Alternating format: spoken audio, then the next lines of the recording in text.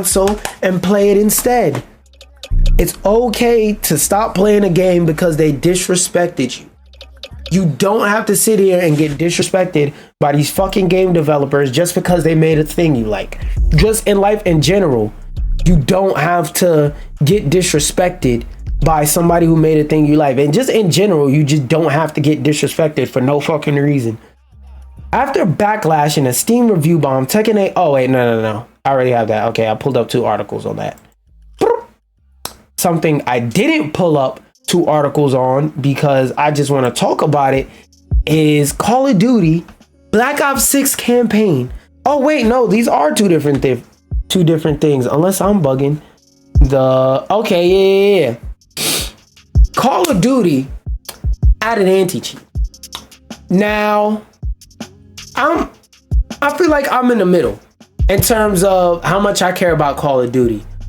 I'm not gonna ride or die for Call of Duty, but I'm also not gonna sit here and simp for Call of Duty and be like, oh my God, Call of Duty is the greatest thing in the world, right?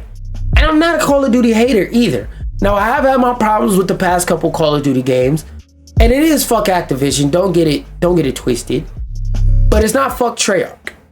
I like when Treyarch makes yet another fucking Black Ops, because every time they do make a Black Ops, they add new, I don't want to say revolutionary, because they're not always revolutionary, but they add new features to the game to make it so that it feels different and gives you a new experience that's different from whatever experience they offered in the last game, or even whatever experience was just in the last Call of Duty game, period. Right? What I want to say to add on to that is one of Call of Duty's biggest problems recently, even in Warzone, is anti-cheat. Now they're adding an anti-cheat, but I still need to know, is this anti-cheat gonna be good? Because it's very fun to play FPS games until you run into a fucking cheater. Nobody likes playing a game where somebody's standing 50 meters away, 100 feet away with a pistol is going bow, bow, bow, and head tapping you from across the map. No, that's not fun. That's not fun. You're adding anti-cheat. That's a good first step. Now you need to make sure the anti-cheat works, because there are plenty of games that have anti-cheat that don't fucking work, like X-Divine and Warzone. Anti-cheat in those games are horrible. And Fortnite, well, actually, Fortnite is a victim of its success in terms of anti-cheat, because like Fortnite has good anti-cheat. It's just the fan base for Fortnite. Also, excuse me, I forgot to say that at the end of that sentence. But the fan base for Fortnite is so fucking big that there's always going to be somebody smart enough to get around it, making anti-cheat. Now that we're done talking about that, I just want to read briefly through and see what they talking about with the campaign. Okay, no, that's preload details. Earlier this year, Treyarch developer Yale told the game file would be as long as a classic Call of Duty, suggesting it would be around 6 to 8 hours. I remember them bitches being like 10 plus hours, like 10 to 15. I could be wrong though. Co-developer Raven Software recently doubled down on that assessment. So I think that the game length is going to be variable from player to player, yeah. But even if you do try to do the speedrun version of it, it is going to be longer than Cold War. I mean, that's all we really need to know from this fucking article. Is it going to be longer than Cold War? Now, I'm not too much a fan of the Call of Duty story modes. I really don't give a fuck. I was born in the PlayStation 2 era of games, so my experience with Call of Duty is mostly through the multiplayer, but I will never get mad at a developer trying to put respect on the names of their fans and give them what they want. Because the last Call of Duty story, Cold War, people were complaining left and right that shit was short. I remember one year at the Game Awards, the dude made a joke that his speech was longer than Call of Duty's campaign. And Call of Duty the studio got tight and they was bitching on their Twitter and whatnot.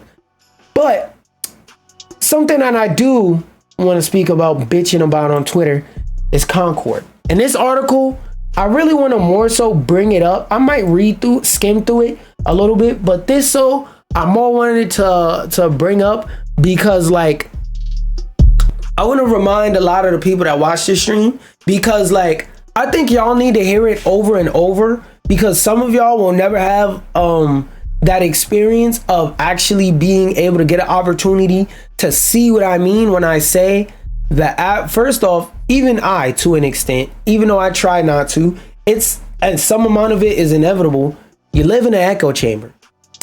When you're among a certain group of people that tend to have a certain base understanding of knowledge, you start believing that most people lack common sense, right?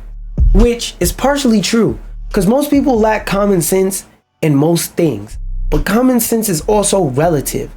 For example, you can't get mad at somebody not having common sense of what to do on a construction work site if they've never been around construction work and this is their first time. Like, if I've never been around construction work and I go on a construction site for the first time with no hard hat, I'm probably not gonna know that that's an OSHA violation, if I even know what the hell OSHA is. Again, first time on a construction website, knows nothing about construction work.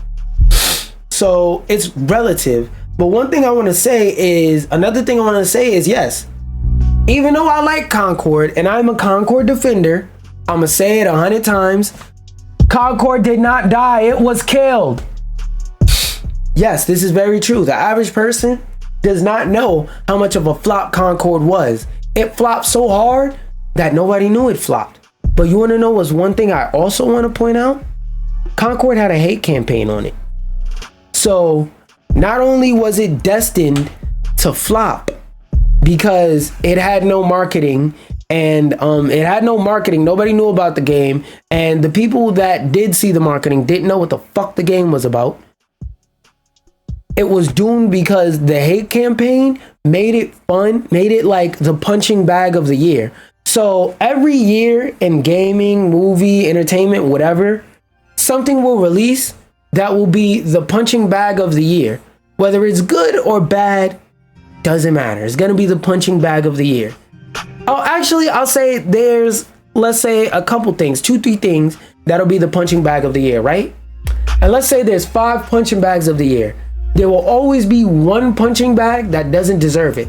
Like, for example, last year in 2023, I'm not gonna lie and say that Forspoken was a great game. It was a fantastic game, phenomenal in the game. I'm not gonna lie and say any bullshit like that. What I will say is Forspoken is a decent price drop game. I had some gripes with it. Once you get towards the ending, Forspoken drops in quality. I don't give a flying fuck about the fact that they were crunched.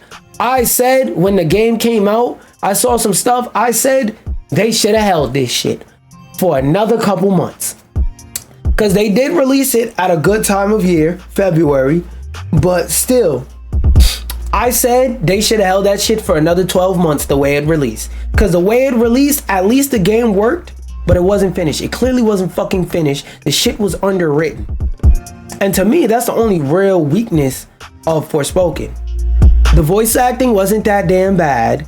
The character acting wasn't that damn bad. And part of its failure was also the fact that there was a hate campaign on it, which I'm not going to get into, but I'm just going to say it's worse than you think. It wasn't just because the main character was black.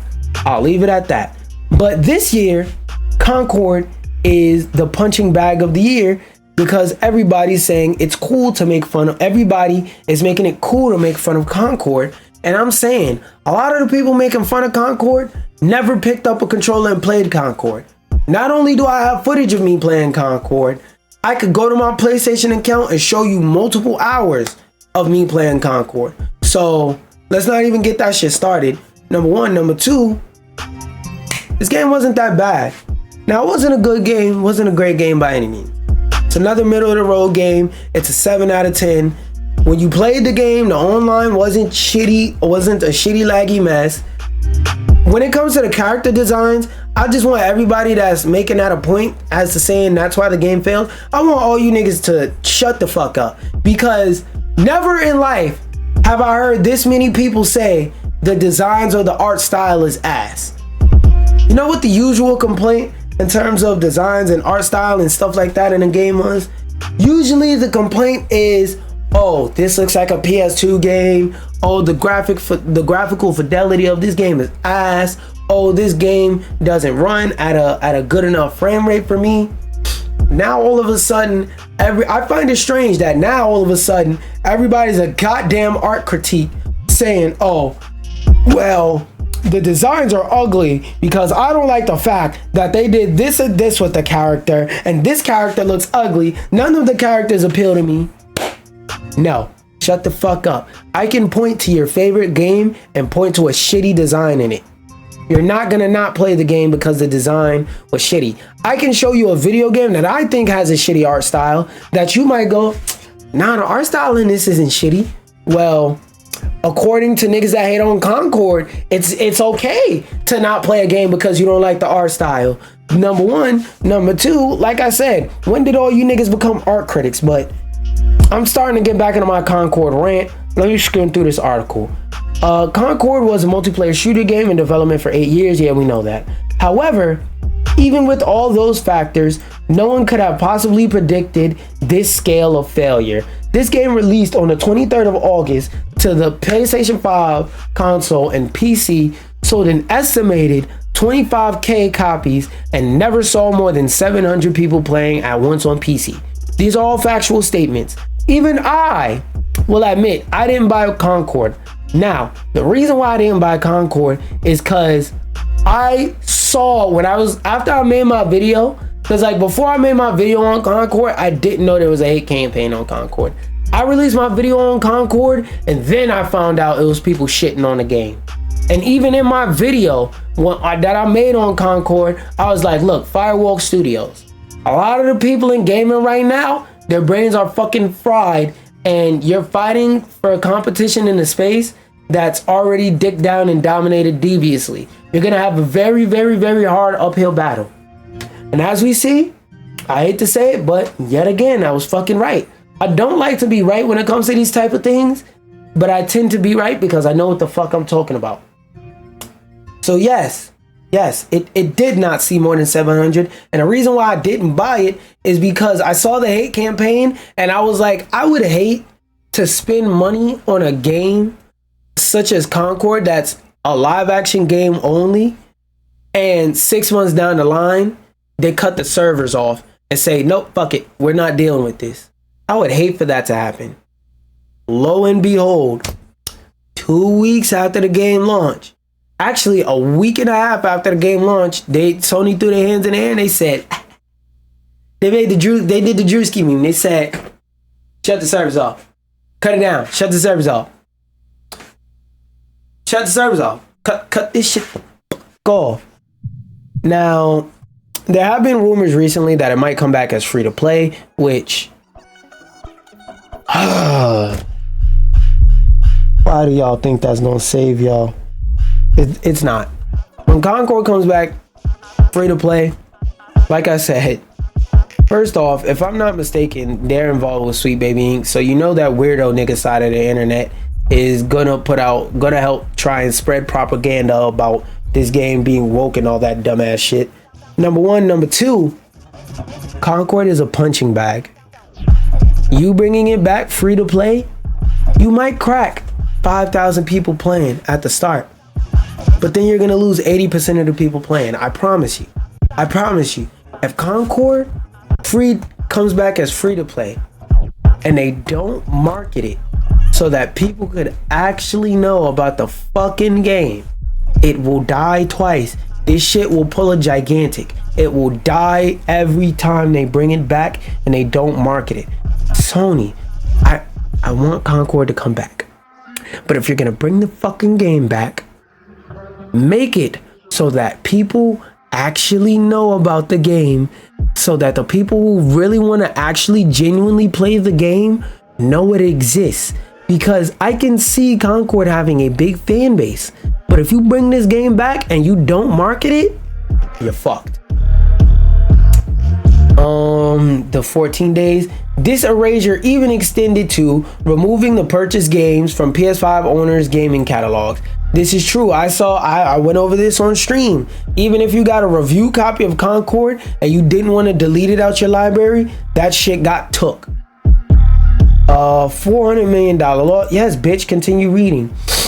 If all the estimated figures from industry figures are correct, Sony has never rushed forward to say they're not.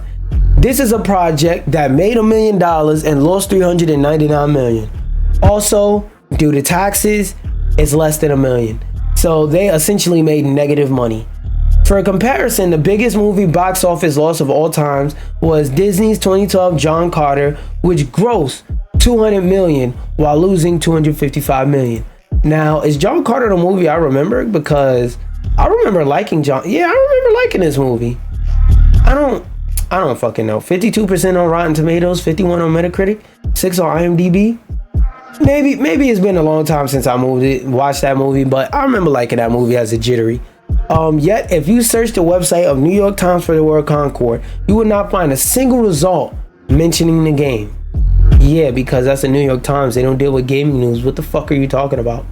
Search for Folie Douce, and you'll find a handful of pieces, including one reporting its significant box office loss. Yes, because I don't know if y'all know this, but when a lot of people say gaming is mainstream, what they really mean is gaming is no longer stigmatized. Because when most people say gaming, they mean somebody like me and somebody like you. Like I said, somebody who's watching this video, or if you want to come over to my Twitch, twitch.com/QaptainSlander, spell it with a Q this time. If you're watching a stream / a video like this, it is a way higher chance that you're a gaming enthusiast. There's a way higher chance that you're a hardcore gamer, even a mid-core gamer. The majority of people who make up gamers are niggas that play Fortnite because their friends are on Fortnite. Niggas that play Fortnite because they trying to get a dude and they know all the dudes is on Fortnite / on 2K. Just mostly people play stuff like Fortnite, Call of Duty, 2K as a social experience. Or even like some people are fans of sports and they don't necessarily like games, but they'll play Madden because it has something to do with football and it's a football simulation game. So when they say gaming is mainstream, what people really mean is you're no longer highly likely to be called a fucking loser if you say at a party, I play games. Matter of fact, when you go to a party nowadays, there might even be a game console set up for people to go over there and play games, like a party game like maybe Mario Kart, Smash Bros, maybe it's people playing Street Fighter, stuff like that, basically. Or even not, whatever the fuck, you get my point. Gaming is way less stigmatized now than it was even 10 years ago, let alone 20, 30, 40 years ago.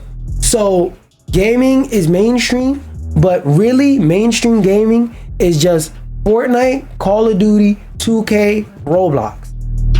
The average gamer will never play Space Marines 2. They will never hear about Space Marines 2. The average gamer will never walk into the gaming section of Best Buy, see Astrobot on the shelf, pick it up, and say, yes, I'm going to purchase this piece of Peak. The average gamer may know what Wukong is and think it's fucking great because they don't play shit else. Now, that's not an insult. That's not saying like, if you're a casual gamer, you're lower than me, you're beneath me. No, I'm not one of those weird ass elitist niggas. All I'm doing is I'm presenting a set of facts to you so that some of you all that live in an echo chamber of the gaming community and hearing people who talk about games give their opinion on games, I just want you to know, a lot of gamers play 4 or 5 games, and a lot of mid-core gamers buy less than 3 games a year, and they usually, as the survey said, literal survey said, 60% of gamers play games 6 years or older. Like I said, the Fortnites, the Robloxes of the world, and majority of the ones that are playing games that are essentially 6 years or older. The 2Ks, the Maddens, the Warzones, the Call of Duties, so on and so forth. So yes, the average person has never heard of Concord. The average person will never hear of Concord. The chances are, if you're watching what the fuck? Why did it scroll? If you're watching GMA or reading a piece in your chosen business magazine, when a topic of gaming come up, it'll begin something like this. Video games have come a long way since Pong, which is true. It's wince-inducing cringe, spoken as if from another dimension where video games weren't an international industry that dwarfs movie, television, publishing, a part of daily life for the half century. I think a part of this metric is a bit skewed in terms of like, yes, it does make the most money, but to be fair, it also is better at making post-release monetization.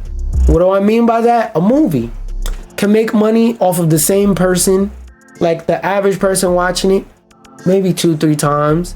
The first time, let's say you go to the theaters, the average person is not buying a Blu-ray, so maybe you'll get a couple tickets worth of ads if somebody watches that movie. Like you'll make, let's say ticket is $15, you'll make $15 back off that person watching the movies with ad, or however much royalties are coming from the ad users or their pay. Like y'all get what I'm saying. The money breaks down some way to where, especially if they're a fan of this movie and they're constantly rewatching this movie, you may get 4 or 5 tickets worth of money from this person, right?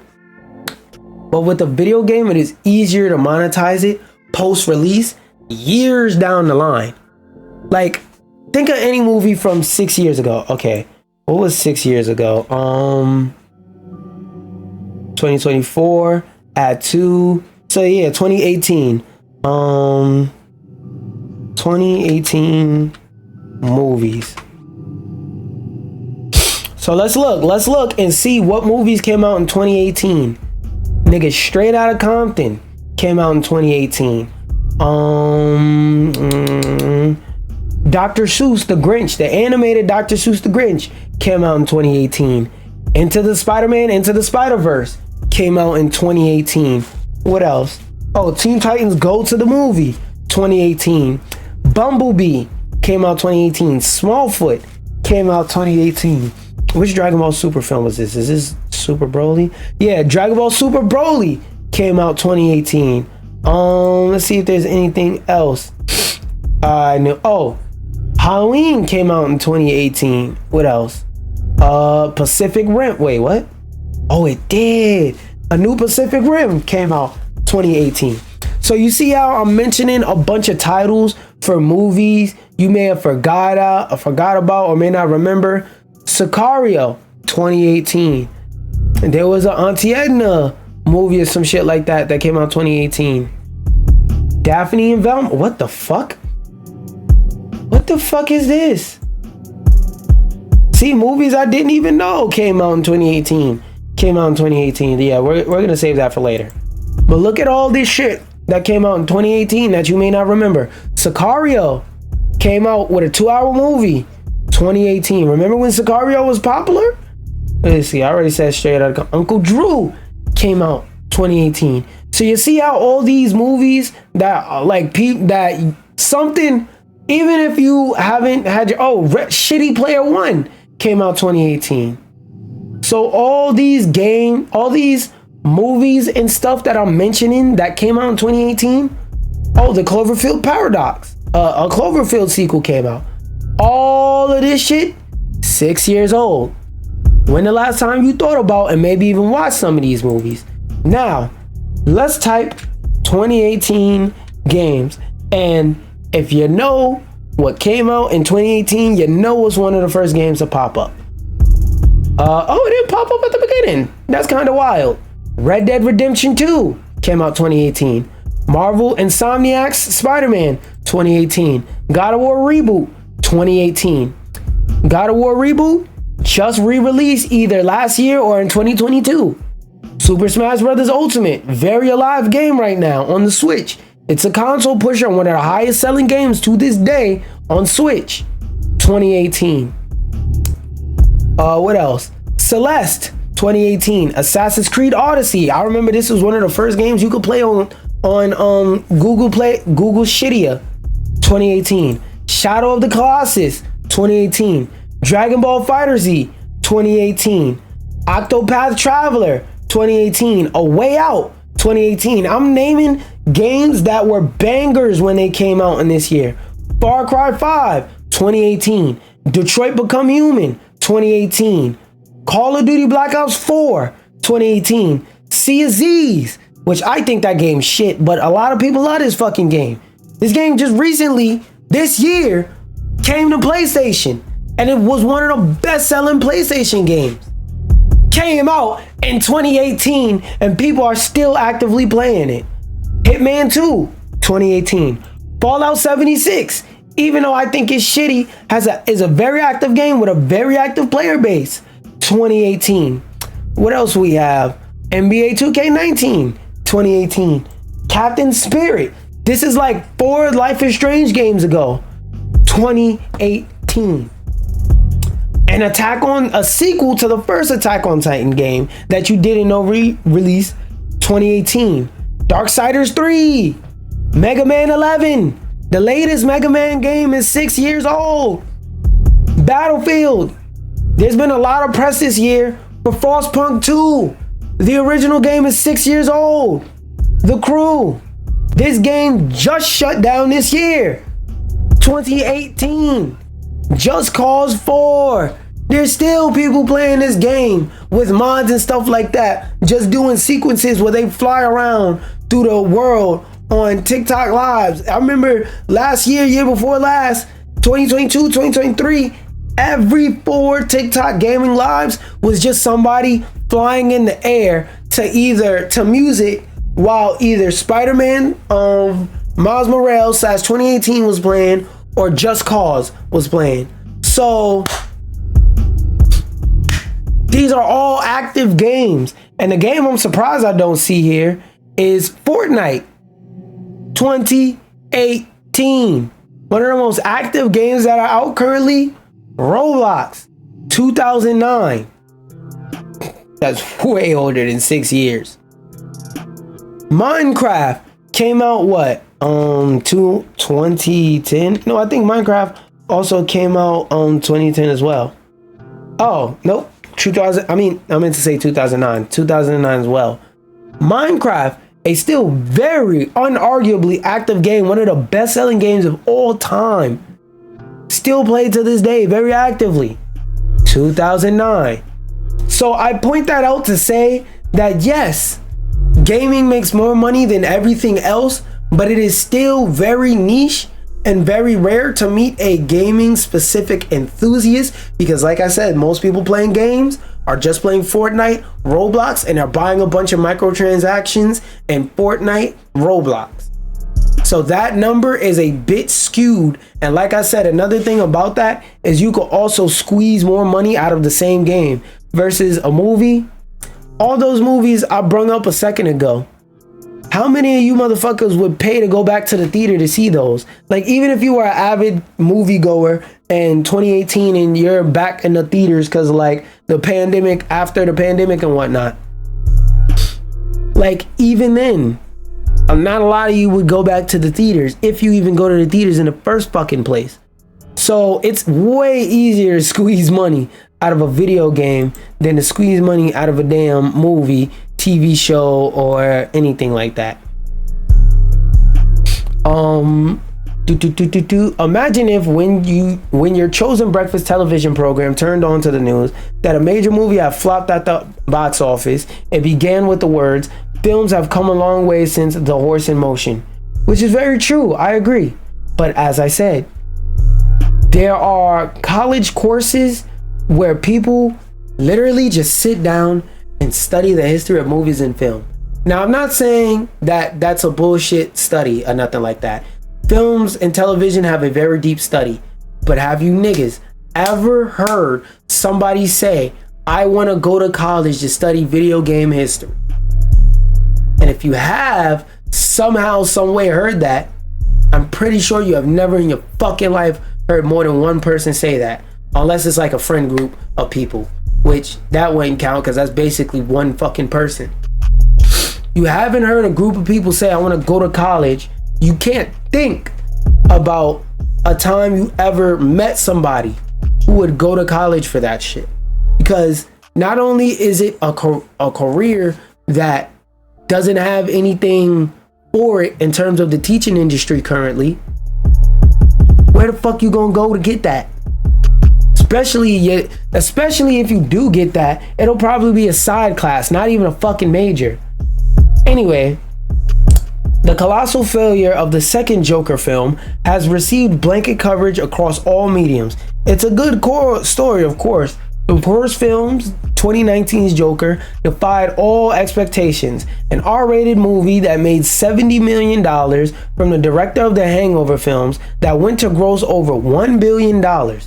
So here comes the sequel 5 years on, but now instead of a Taxi Driver homage, it's improbably a courtroom drama musical starring Lady Gaga as Harley Quinn for some god-awful reason. And could director Todd Phillips repeat his unlikely alchemy the second time?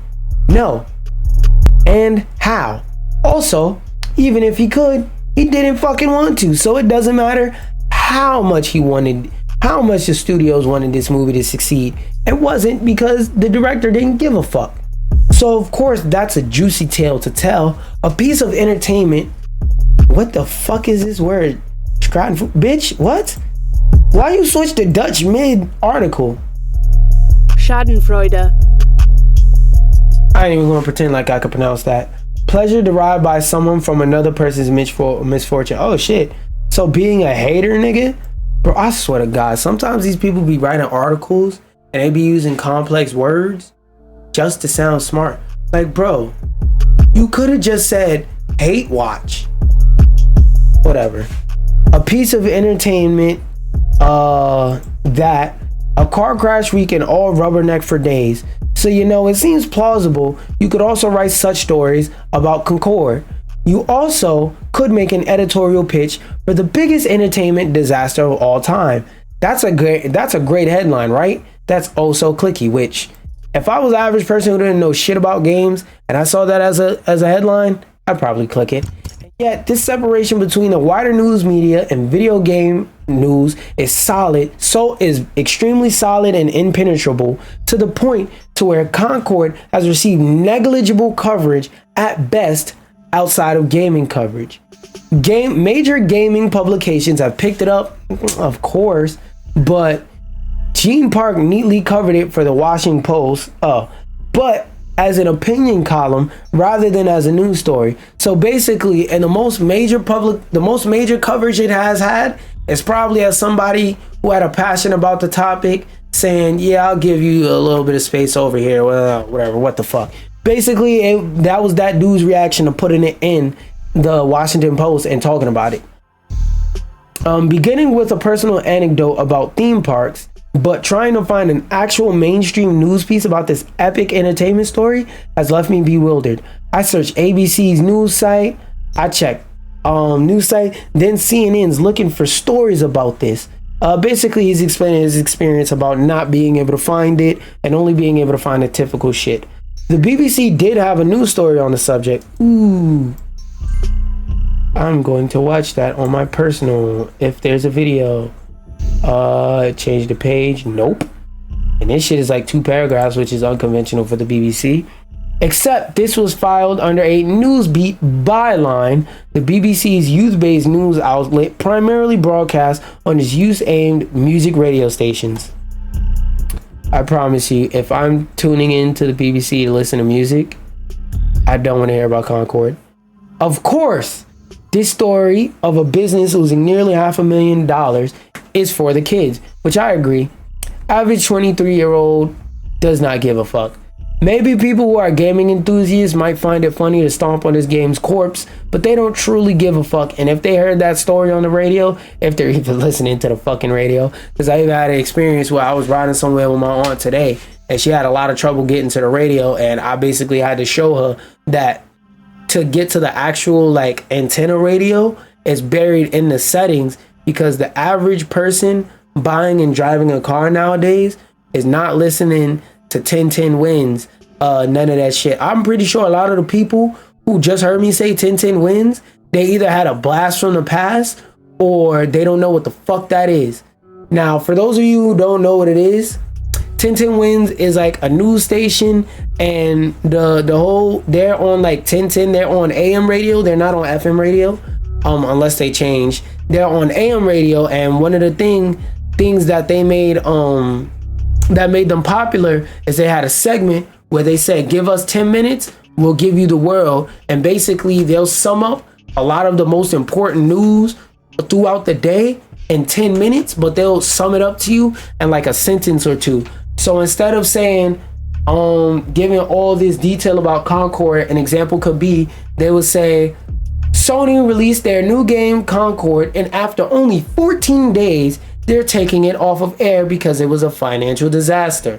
And then they'll move on to the next topic.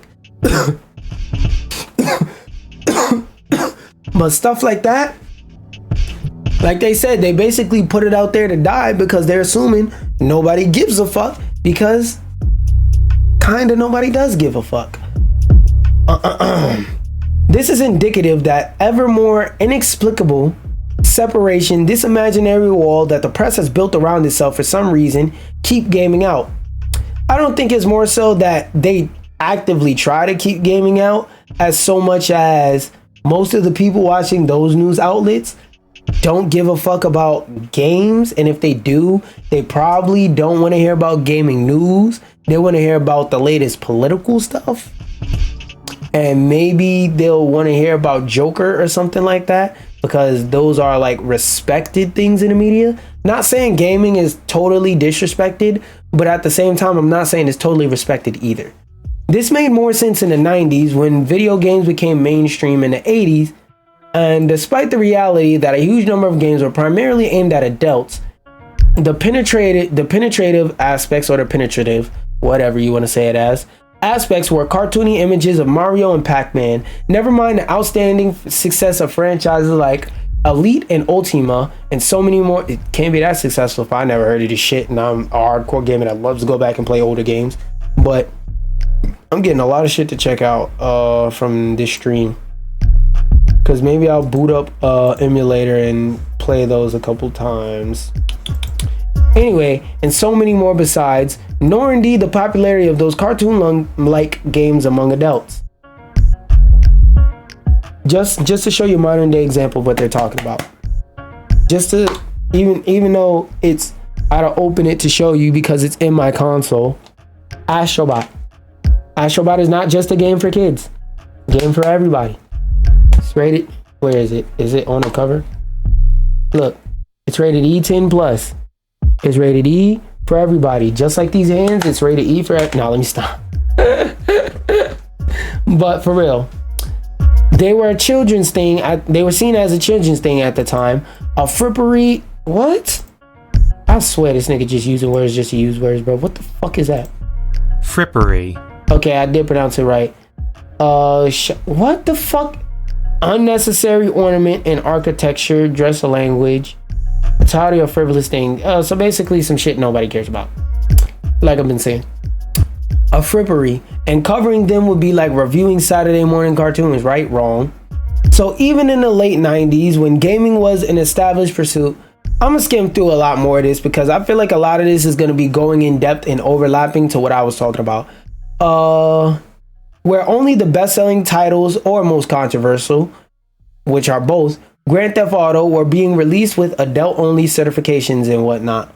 And enormous multi-billion-dollar industries have been built up. It was long assumed that this was a result of the age of the people running newsrooms. These people were baby boomers, and gaming was, I'm assuming, using context clues, something y'all, a lot more motherfuckers on the internet need to learn how to do. But that means basically something that's like irrelevant, a relic of we don't give a fuck, of that kingdom. Eventually they'd grow old, retire, and a new generation would arrive that was born in the 80s and whatnot, to where gaming had at least been present in their childhood. You nailed it in the head and missed the nail at the same time. When they were children, basically meaning a lot of them grow up and mentally feel like, yo, once I get past a certain age, I can't really take games and gaming serious. I gotta do something else. I gotta put down games and gaming in order to get to my goals. When it's like, nah, bro, you don't have to be you don't have to give up games because life is in the way. Now, you may not get to play games as often. You may have to lower your hours. Like, you know, you may not be able, because you have responsibilities, you may not be able to sit there and play the game for 12 hours like you used to, but you could get in 2 or 3 hours after you finish your responsibilities and you want to wind down and stuff like that. So I just want to throw that in there. But generally, that generation, they don't fuck with games like that, like the way that my generation and up does. And a lot of them had it stigmatized. So part of it is just, oh, I'm too cool for games, I'm too adult, I'm too good for games. Now, I'm not saying everybody's like that, but like I said, if it flies, then it does not apply. People for who gaming had at least been present, the establishment reestablished itself. We could escape the and yet it didn't happen. Actually, I want to know, because I feel like I could pronounce that. Anachronism. Oh, I just never seen the anism at the end, bitch. And yet it didn't happen. At the end of the 90s, when the astonishing success of the PS2 saw pursued rapidly, it became a core part of mainstream entertainment. The media remained utterly detached from the phenomenon, whatever. Surely by the 2010s, as 40-somethings who spent their teenage years playing Tomb Raiders and Diablo writhed on the floors of these networks, they will finally escape its news purgatory? Nope. Obviously, there's no easy answer to why. Yes, it is. They don't give a fuck. That's the whole answer. I feel like a lot of what you're doing in this article is you're in a state of denial, because the reason why I brought this article up in the first place is I want to let people know you live in an echo chamber. Now, you can do your best to get out of that echo chamber and step out of it as much as you can, but to some degree about something, you always live in an echo chamber. Being aware that you live in a fucked up condition is the first step to getting out of that fucked up condition. And that's just something in general in life. But even for like this topic, being aware of why the situation is bad is the first step to making the situation better. Okay? Why? Because not only do they not give a fuck, they assume that the average person not only doesn't give a fuck, but that the average person in their gamer brain, and their viewer base and in their demographic doesn't give a fuck. And I would have to say, generally they are correct. Generally, the type of person watching CNN does not give a flying fuck on any level about no goddamn Concord. We're all playing games. Yeah, even if it's on your phone, but that's kind of like different from hardcore gaming. Like I said, y'all heard the reason why I wanted to bring that up, and I wanted to bring it up real quick. Fuck. This one I brought up because I really wanted to talk about this game Zao. Now, for those of y'all who don't know anything about Zao, I'm going to actually wait. The first thing I'm gonna do is I'm gonna show you an image of the cover art of Zao. Open image in new tab. Now, I want y'all to do this exercise with yourselves at home. Actually, like if you're sitting there in the shower watching, like, or have this video on in the background while like you're showering, take your hands off your nuts, look around the shower curtain and look at the screen real quick. I'll give you a second to like, you know, flick open your screen, unlock your screen and look at it. But when you look at this character, this cover of this game, what is the first thing you see? Yes, the first thing you see. Now, what the most likely answer is, not your answer necessarily, but the most likely answer, one of the first things you notice is that there is a black dude in like ancient tribal garb. Well, that's a parry. Garb on the cover. And you would be correct to say that. Now, why am I bringing this up? There is a sector of the gaming community that I call dumbass go woke, go broke niggas. That any game that has anything other than white women, that has anything other than white men and the white women that they like to sexualize, they parade hate campaigns against that game, and they basically just start hating on the game unnecessarily and doing everything they can to drag down that game. Zao, why did my shit spike out of nowhere? Zao is one of those games because for no other reason than the main character is black. So I want you, as we read and as we go through everything that we go through, I want you to keep in mind that this is a smaller, I don't even want to say double A, this is like a smaller single A game coming from a brand new studio with full of experienced developers. So the studio has no name, they have no tenure. Everybody in the studio was taken from other studios and they're experienced. So I'm pretty sure they made a good game, and from what I've seen, it's been good, but I'm just waiting like to buy it, which actually I need to stop waiting. I need to go buy this fucking game, support it, because these niggas just struggling. And the game ain't bad from what I see. From scores I've seen, the game isn't bad. So let's look on Metacritic right now. Tales of Zao, search. Does a Metacritic automatically pop up? Look, Steam, 9 out of 10. IGN, 7 out of 10, but fuck IGN. Let's look up the Metacritic. Oh, look, I don't even have to type it in. Let's see what it got on Metacritic.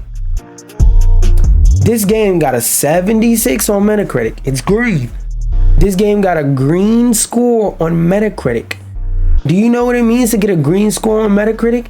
That means that your game may not be the greatest thing that ever touched the earth, but it's far from a bad game. Now let's look up a game like, damn, I can't think of a game that was universally ass off the top of my head. Fuck, whatever. But this game, based on critic reviews, 76. According to Steam, it's a 9 out of 10. This game may have some issues or whatnot, which I'll find out once I start playing the game, but it's generally a good game. These niggas is struggling. They're literally going broke trying to keep their doors open because of that fucking movement. Now, what I want to do is I want to read over this article, but since there's a tweet that has their direct words, fuck this article. What they talking about? Help us bring our visions to life. We've decided to put the work of Surgent Games, that's the name of the development studio, of the Surgent Games division on hiatus while we secure funding for our next project. Meaning they put out Zao and either they just barely broke even or they lost so much money, they need to not only recoup from that loss, they need to recoup from that loss, and they need money to continue existing to be able to make a new game. In the meantime, we've unfortunately had to put our team on notice for redundancy. Everyone at the studio worked incredibly hard to create Zao, a game that truly comes from the heart. But because some dumbass niggas on the internet and the fact that it stars a black game, it's probably failing. Their passion, creativity, and dedication are nothing short of extraordinary. There are still a couple exciting updates coming down the pipeline for Zao, but for now we have a message. Our team has created a prototype for a bold new project. It's darker, edgier, and more visceral than our first game, but retains all of Zao's high-octane combat and cultural depth. And we're looking for a partner. Help us bring our vision to life by going to that website. Let's see what this website is. Is this some type of Kickstarter? Please get in touch. Yeah, I don't, what the fuck is this supposed to do? I'm at a loss as to, like, feel free y'all to go in the comments and let me know what the fuck this means. But why, I don't know why they put their contact page there, but the reason why they put that there, reason why they're putting this message out, that's what I mean when I say put that there, is because this studio, they're fucking struggling. And you can look at the trailer and look at some of the gameplay and look at how cool this fucking gameplay looks. Look at how cool the character designs, the fucking, no, I don't give a fuck about your tags. Look at how cool this game looks. Look at the art style, the vibrancy, the diversity. It's not the same thing as the last 600 games that released. It's not yet another live service game. This is everything in terms of like games that gamers have been asking for recently. And the shit got no support. No support. And look, if even you want to make the excuse, oh, this game don't look like a $70 game, don't worry. It was never a $70 game. So it's like they're really losing money bad on this game. They're losing money bad on this game. They're suffering. Like mentally, they're getting their ass beat by the lack of sales that this game got. And it's sad to see, man. Now, after that update, I just wanted to announce that this weekend, and I believe some of this week, was New York Comic-Con. No, I did not go. I don't give a fuck. But New York Comic-Con, Blumhouse was at New York Comic-Con. Blumhouse, however you say it, happened. And not only did they announce some shit called Blumfest that I don't care about, they confirmed that 10 films are coming out this year, including Megan 2.0, Five Nights at Freddy's, Mortal Kombat 2, and The Conjuring 4. Now, Megan 2.0, didn't see one, don't care. The Conjuring, didn't see, don't care, will never see, because I truly do not give a fuck about movies that are just supposed to be scary movies, even though, ironically, out of everything on this list, I'm most excited for, it's a contest between Five Nights at Freddy's and Mortal Kombat 2. Because the other Mortal Kombat movie that came out, a lot of people ragged on it, and it was a punching bag of the week type of situation, but it wasn't that bad. I liked it. I'm happy to see the sequel. If you watched the last one, I don't remember what happened at the end exactly, but I remember they left a lot of room for it to be a sequel if need be. Oh, this one, another thing I just wanted to mention in passing in terms of letting y'all know what's going on with anime like media and whatnot. Dr. Stone season 4 will be coming soon in Crunchyroll. Now, I want to see, is it coming to Toonami or do I have to wait? Because I'm not watching Dr. Stone without Toonami. Wait, did I spell it right? Let me search it. Copy.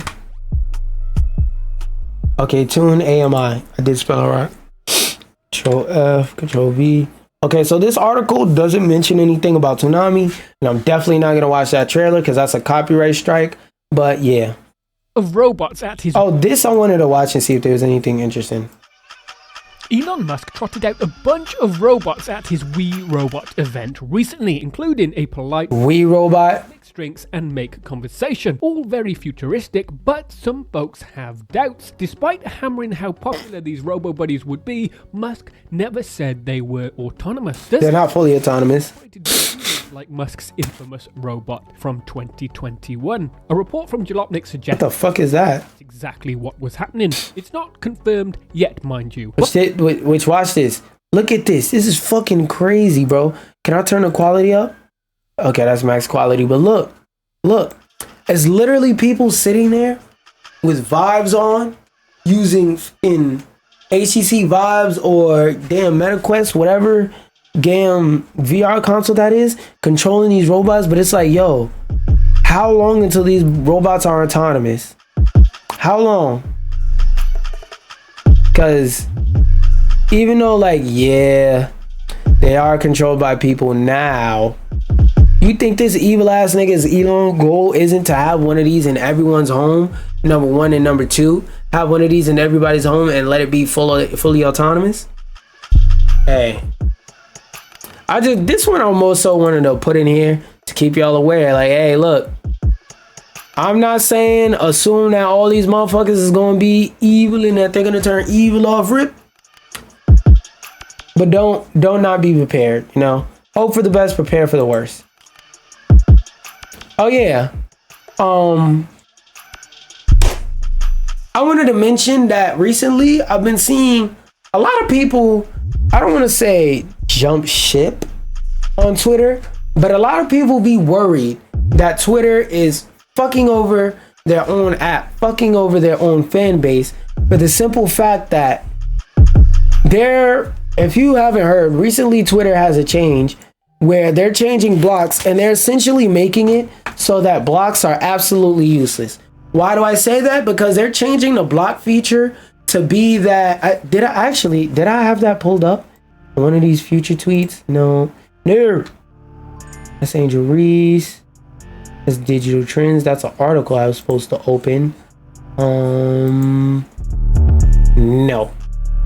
Okay, I didn't have it opened up. But let me see. It'll probably be easy as fuck to find an article on it. Blocks on Zitter. Cause like if you logged into Twitter recently, you've probably seen the plot. Oh wait, I didn't even type all the damn letter. E-W-I.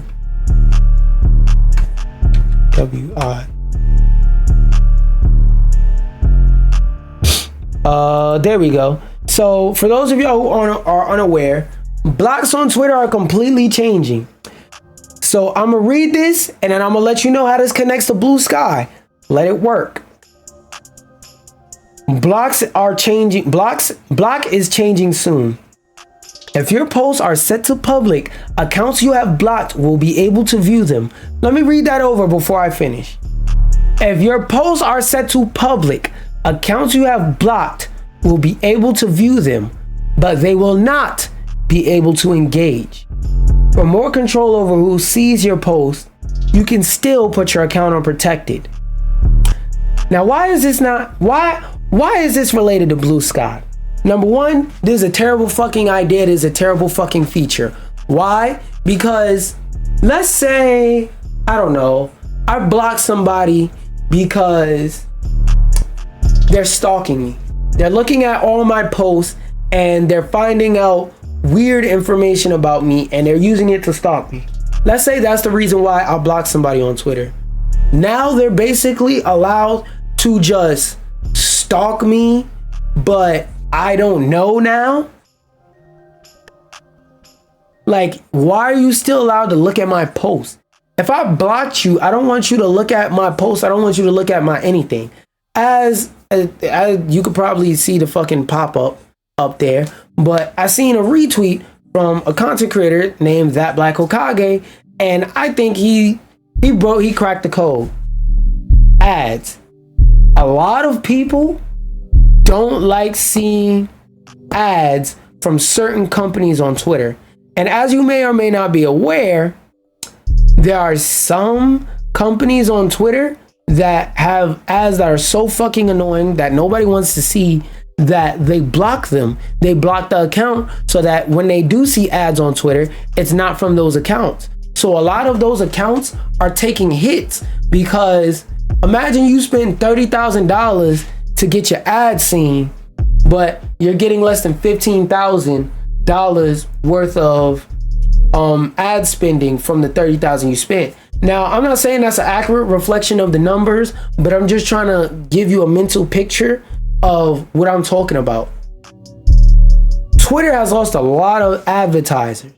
There's a lot of major companies like Apple, Nike, PlayStation that used to like pay for advertisement on Twitter. But because of some of the crazy ass content, like some of the racist, pornographic content, crazy stuff that's on Twitter, a lot of people, like, when I say people, I don't know why I said people, I'm talking about major corporations, but a lot of these major corporations really don't want to advertise on YouTube because it's a lot of fuck shit that people are seeing on their timeline and they don't want their ad next to it. Like, imagine how ballistic Nintendo would go if somebody made a porn post account about them playing with their pussy in a Mario costume, and right under it you see an ad for a Nintendo Switch or for Super Mario Wonder or Smash Bros or some shit. You know how ballistic Nintendo would go if some shit like that was happening? That's exactly why they don't advertise on the site anymore. That's exactly why most of the people advertising on Twitter now are either like regular people who are just like want to get their post a visibility boost, or like corporations that can never buy ads anywhere else. Like basically OnlyFans and people who are selling scams, shit like that. A lot of those people have accounts that people have blocked and their ads are not getting shown to anybody. Now, the way that this relates to Blue Sky is for the last 2-3 days, I'll say, a lot of people that I follow, a lot of people that I know have been posting screenshots of them moving over to Blue Sky and them saying, I have an account on Blue Sky just in case this fucking app crashes. Because Elon Musk, he's controlling the wheel on Xitter. This is him with the wheel. Now, people who want their business to be successful, when they're controlling the wheel, they're trying to actually control the wheel. Whenever they need to go into the right lane, they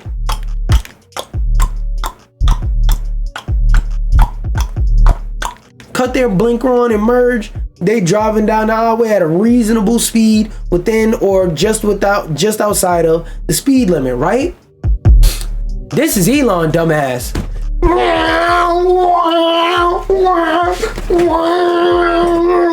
That nigga trying to pull a steering wheel off the motherfucking console, pressing accelerate, putting his foot through the motherfucking floor, putting his foot onto the damn pedal, trying to drive this bitch into the ground, fucking over the platform. For example, he said he brought the platform for it to be politically neutral, but he's walking around taking pictures with Trump and shit. He said he bought the platform for it to be free speech. Most of the people on Twitter aren't engaging in free speech. They're just calling people slurs. They're calling people the hard R left and right. They're calling people the hard R with the R at the beginning. All kinds of messed up things out of their name. That's what most of the free speech really is. It's people saying vile, foul, fucked up things and not being able to be punished for it. You know? So a lot of people have been jumping ship and going over to Blue Sky. And that's why they're saying they've gained over 1 million new users. And I believe it's like a day or the last 2 days or whatever. But they've gained 1 million new users over in less than 3 days. Because Twitter is fucking up this bad. Now, everybody was excited when Threads came out, right?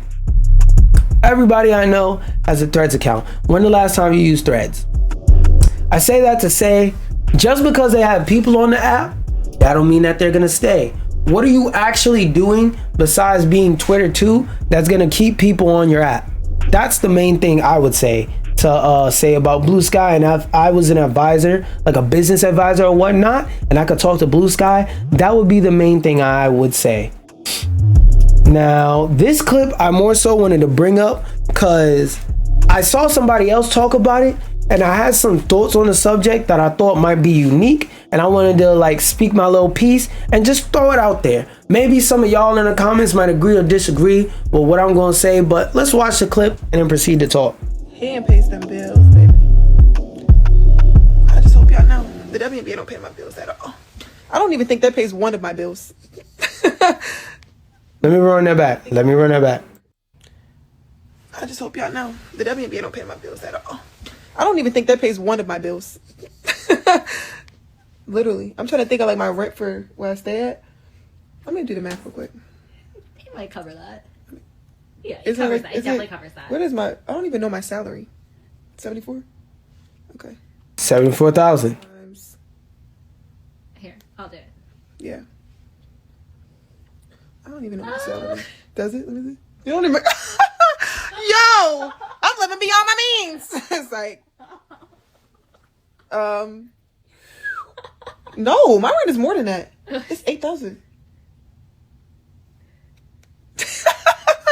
I'm living beyond my means. Like y'all think. Babe, if y'all thought. It's like. Let me see. I don't even know my salary for WNBA. A thing. Do that even pay my car note? Yeah, I think it pays your car note. Yeah. They ain't doing it, that thing. Now, the reason why I wanted to bring this up is because a lot of people are making jokes, calling her a dumbass for paying $8,000 in rent, yada, yada, yada. That's not what I really wanted to talk about. What I really wanted to talk about is the fact that a lot of people are mad that this woman is being paid $74,000. Now, you may be sitting there praying like, oh man, this nigga about to say something misogynistic. No, this applies to male athletes as well. fuck do these niggas make millions of dollars? Like, real shit. Let's really talk about it. Why do any of these players in any of these leagues make millions of fucking dollars? It doesn't take $1 million to get a nigga to do push-ups and shoot a basketball really well. How do I know this? Because there's plenty of people doing it for fucking free. But if you want to argue me on that point and say, that don't make sense. There's a bunch of teachers that basically teach kids for free. Funny that you, for some reason, conveniently had that thought. That leads into my next point. There's teachers that don't even get $74K a fucking year. Why the fuck is Shorty getting paid? And just be clear, I'm not saying she doesn't deserve to have success. That's not what I'm saying. I'm not saying that. Why is my shit? Hold on 1 second, y'all.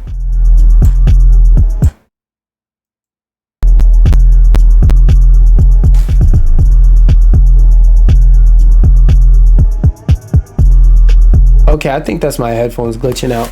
But what was I saying? Oh, why the fuck do these NBA players make millions?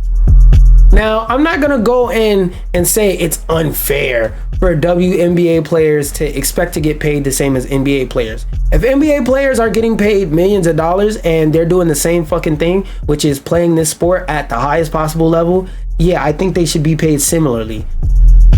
But where I think the similarly should come in is it should be in reverse. It shouldn't be that the WNBA players get paid more. They should be paid a bit more because $74,000 is, you know, livable depending on where you live. But and also keep in mind, Angel Reese is one of the more popular and dominant players in the WNBA right now.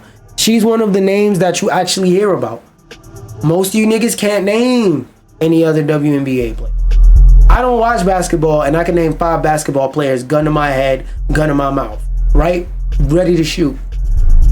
WNBA, I don't watch the WNBA, can't say the same. I could say, Angel Reese, Caitlin Clark, bow. Brains all in front of me. I'm gonna be able to see all my thoughts all over the ground. I'm gonna see when the last time I thought about something that I didn't think about till the last time I thought about it, which was a long time ago, right? Why the fuck do these athletes get paid millions? There are teachers out here struggling to teach the youth, struggling to teach the future generation. Struggling. We need to pay teachers more, nigga.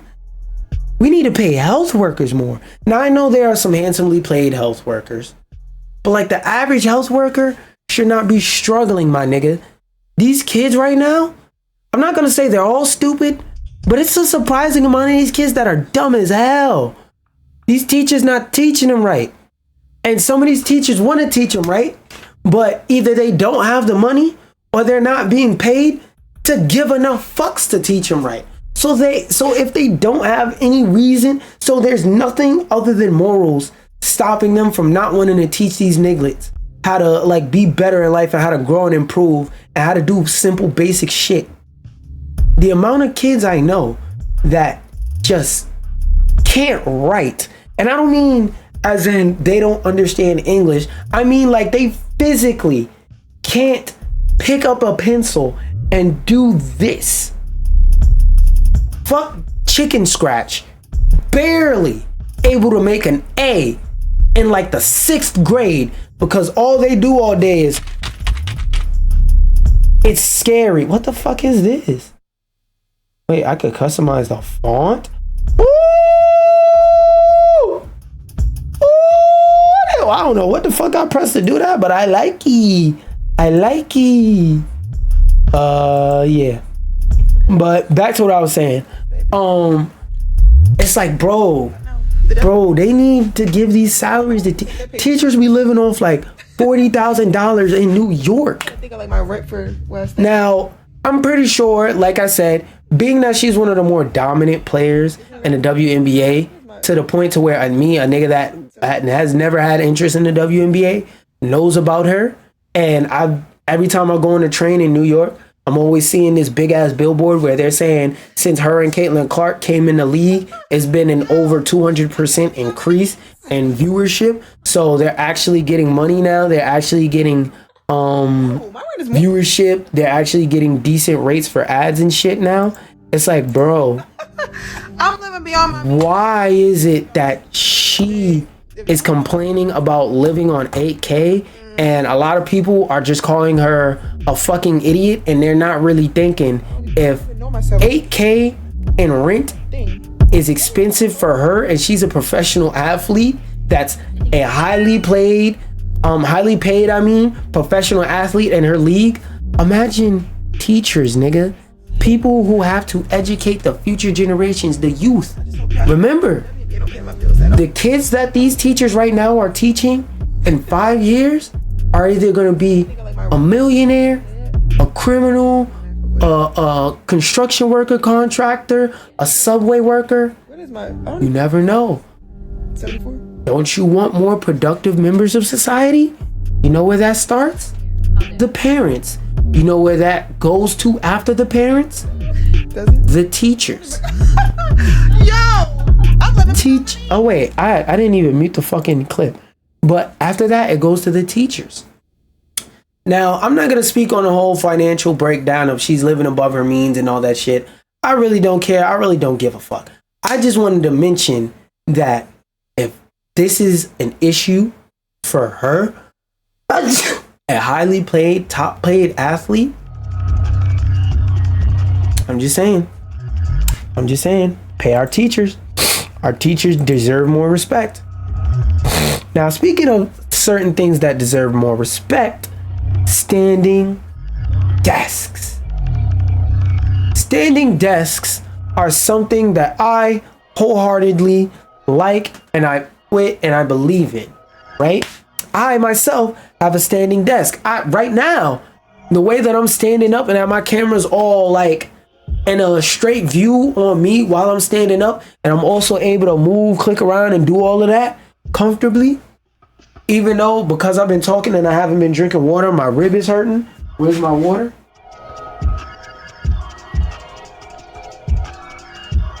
If I could, I will point the camera at my puppy.